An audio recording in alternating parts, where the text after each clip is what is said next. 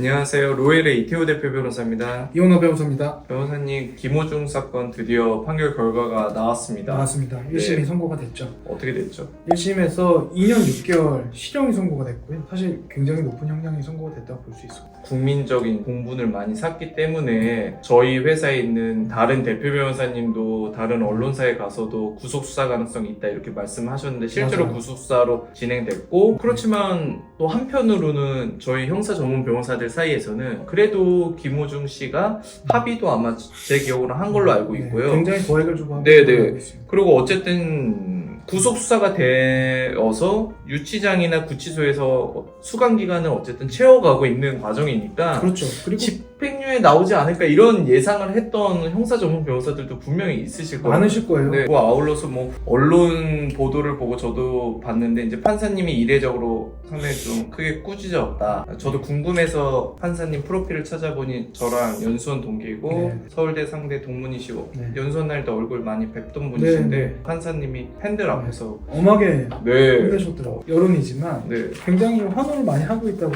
예. 알고 있어요. 물론 좋아하시는 뭐 재판이라는 거는 법 간의 자유심증주의 원칙에 따라서 판사님이 독립적으로 판단을 하셨을 것 같은데 그렇습니다. 어떻게 보면 이번 그 선고가 많은 그 음주 사건에 대해서 경종을 울리고 그러지 네. 않을까 생각이 들고 네, 전반적으로 형량이 올라가는 그 네. 계기가 될 수 있을 것 같고 네. 그런 시금석이 되는 판례가 될 수 있을 것 같습니다. 검찰에서는 3년 6개월 구형을 했는데 재판부는 김호중 씨가 뒤늦게나마 범행과 그에 따른 책임을 인정하고 피해자한테 6천만 원 지급해서 네. 합의한 점을 고려해서 형량을 선고했다고 그러는데 김호중 측의 변호인 입장에서는 조금 아쉬울 수밖에 없을 것 같아요. 어쨌든 변호사로서 할 수 있는 뭐 합의라든지 양형이라든지 이런 거를 다 준비해서 제출을 했을 것 같은데. 그렇죠. 사실 합의가 거의 완벽하게 네. 타이밍도 그렇고 완벽하게 이루어졌고요. 손해배상까지 당연히 다 커버를 하는 수준의 합의가 네. 이루어진 거고 뭐 앞으로 음주 관련된 부분을 다시는 안 하겠다. 안 하겠다는 네. 그런 다짐이라든지 수사기관에 입건되기까지 과정에 대한 그런 반성이라든지 네. 이런 부분들이 충분히 진술됐을 걸로 보여요. 만약이라는 건 없는데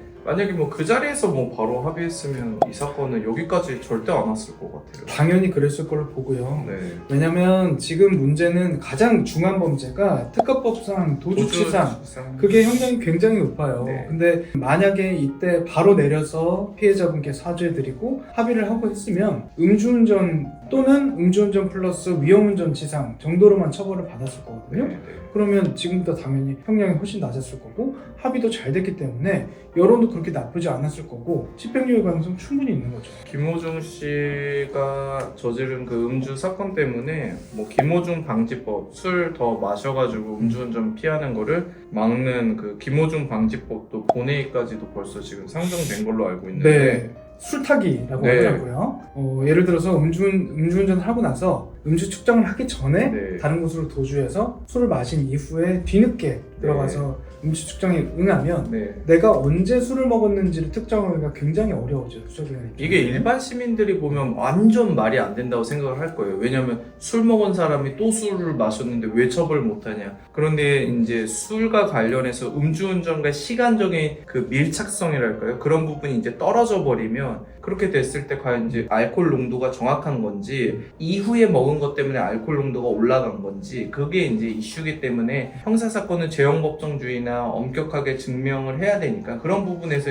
더 이상은 이렇게 이제 막아놓으면 안 되지 않냐라고 하는 거고 음주 측정을 거부하는 약간 진상 시민들이 있었다 이거죠. 걸렸는데 그러면 이제 측정 자체를 안 하고 시간을 질질 끌으면 혈중 알코올 농도가 내려지거나 뭐 아예 거부를 해서 빠져나갈 수 있기 때문에 그렇습니다. 그 부분을 아예 처벌하는 사례를 만든 것처럼 막 비슷하게 아마 가지 않을까 네, 싶어요. 음주운전을 하고 도주를 하거나 아니면은 시간을 끌면서 다른 술을 마시거나 하는 행위들도 사실상 측정 거부랑 동일하게 볼 수 있거든요. 네. 당연히 비슷한 수준의 처벌이 나와야 되는 행동이라고 생각합니다. 김호중 씨 변호인 측에서는 선고가 나온 날 바로 항소를 했다고 하는데요. 네. 2심에 들어갔을 때 변호사님 보셨을 때는 원심, 1심 그대로 징역형 실형이 유지가 될 건지 아니면 원심을 파기하고 집행유예 선고가 나올 건지 한번 예상해 보실 수 있을까요? 사실 어려운 부분이긴 합니다만 지금 상황을 봤을 때는 이미 수용 생활이 아까 말씀하셨던 것처럼 네. 시작이 됐고요. 합의도 됐고 그리고 항소심에 올라가서 추가적인 정상 참작 사유들을 또 끊임없이 준비를 할 거예요. 네. 그렇다고 한다면 집행유예가 선고될 가능성도 사실은 있고요. 네. 그리고 다른 유사한 사건들에 나왔던 그런 판례나 이런 것들이 또 이번 사건에서도 또 어떤 판결을 내려야 되는지 참고하는 그런 자료가 될 수 있거든요. 집행유예가 선고될 가능성이 있습니다. 다만 지금 사회적인 분위기는 음주운전에 대해서 엄벌을 하잖아요. 그렇죠. 엄벌주의를 택하고 있어요. 상당히 엄벌주의로 가고 있죠. 그리고 이 김호중 씨의 신분이 연예인이고 공인이고 일반 대중들에게 여러 가지 영향을 미칠 수 있다는 점을 감안을 하면, 그리고 이번 재판에서 엄벌주의를 또다시 확인했다는 점을 감안하면 항소심 재판부에서도 재차 확인할 가능성도 굉장히 높습니다. 저는 개인적으로는 연예인 사건은 1심은 구속, 2심은 집유, 그러니까 1심은 보여주기식, 2심에선 풀어주는 약간 그런 식의 레파토리 같이 있었던 게 과거에도 많았던 것 같거든요. 뭐 네. 이번에도 역시 집행유예로 결론이 나지 않을까라고 조심스럽게 생각을 네. 해봅니다. 네.